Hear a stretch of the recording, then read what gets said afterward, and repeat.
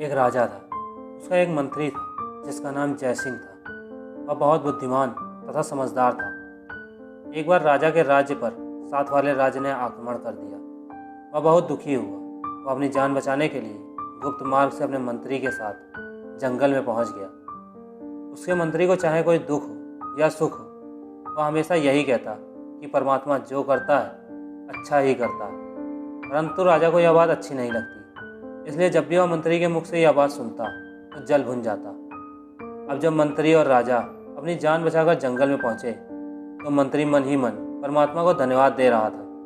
उसने राजा से कहा, राजन, घबराने की कोई ज़रूरत नहीं। ईश्वर पर भरोसा रखो। वह जो भी करता है अच्छा ही करता है। हमारी पराजय का कोई भेद होगा जो हमें अभी तक पता नहीं चल पाया। राजा इस आशापूर्ण उत्तर से जल भुन गया। उसने मंत्री से कहा, तुम्हारा परमात्मा कितना निर्दयी है। उसने मेरा राजपाट, राज तख्त सभी कुछ मुझसे छीन लिया। बातें करते करते काफ़ी समय बीत गया। अंधेरा छाने लगा और फिर वर्षा भी होने लगी। मौसम में एकदम ठंड छा गई। उन्हें सर्दी पीड़ा दे रही थी। उन्होंने आग जलाई, परंतु बौछार के साथ ही वह भी बुझ गई। तभी राजा ने फिर भड़क कर मंत्री से कहा, तुम्हारा भगवान कितना निर्दयी है। उसे हम पर जरा भी तरस नहीं आता।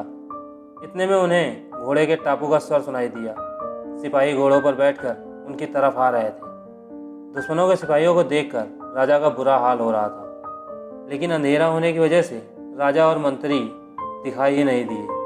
तभी उनमें से एक ने कहा, जल्दी ढूंढो, वो यहीं कहीं छुपे होंगे। दूसरे ने कहा, जल्दी करो, कल उन दोनों को फांसी दे दी जाएगी और हमें बहुत सारा इनाम मिलेगा। लेकिन वे सैनिक राजा और मंत्री को न ढूंढ सके और अपना सा मुँह लेकर वापस चले गए। इस तरह राजा और मंत्री की जान बच गई। तभी मंत्री ने राजा से कहा, महाराज, अब तो आपको ईश्वर पर भरोसा हो गया होगा कि परमात्मा जो भी करता है अच्छा ही करता है। यदि भगवान की कृपा से वर्षा ना होती तो सिपाही आग की रोशनी में हमें ढूंढ लेते और कल हमें फांसी हो जाती। अब राजा अपने समझदार भक्त मंत्री की बातें सुनकर बहुत प्रभावित हुआ। अब उसे परमात्मा पर विश्वास हो गया। उधर उसके राज्य में अचानक प्राकृतिक आपदाएं आईं। राजमहल में बैठा दुश्मन राजमहल के मलबे में ही दबकर मर गया। चारों ओर हाहाकार मच गई। उधर मंत्री और राजा दोबारा अपने राज्य में चले गए।